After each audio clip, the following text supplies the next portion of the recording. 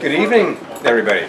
And this is Third Wednesday, that special forum of dynamic topics and speakers and cutting-edge issues that Food First's been putting on. We're really privileged tonight because we have an evening with people who went to Paris for the climate talks, and so we're going to be talking about systems change, not climate change, directly from people who were in Paris, who are going to be able to share a ground's eye view and a movement's eye view of the developments at Paris regarding the climate talks, and what do they mean, and what does that mean for us moving forward.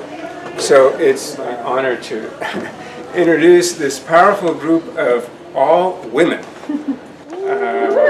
Let's give it for all these women. I went to Paris with the global campaign to demand climate justice. It's a campaign with different individual affiliations as well as organizations and coalitions from around the world, especially from the global south.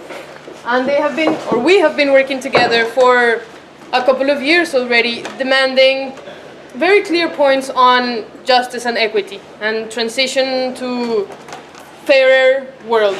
But I think that we, belonging to the grassroots, very much knew that the government negotiations was not going to deliver what we need.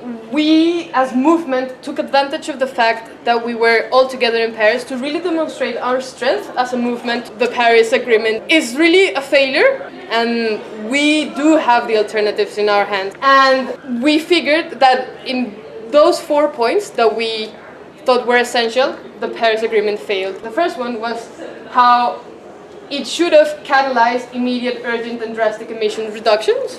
But really, in the document, there is not a clear pathway and a clear movement forward towards reducing that emissions. The second thing that we thought it was essential for it to have was to provide adequate support for transformation, meaning enough finance to adapt and to reduce emissions, both in the global north and in the global south, taking into account that there's a transition of finance that has to come from the global north to the global south based on history. There is not enough public finance and accountable support in order to do this transformation. Point number 2, the agreement also fails. One of the most important aspects within this justice movement is to acquire a sense of pain for the impacts that have already occurred. The Paris deal doesn't even endorse the loss and damage mechanism. Point number 3, it fails as well. One of the things that we thought was very important as well is that it should have focused on transformational actions based on alternative models of living that do not endorse false solutions. So the conclusion for me, that I who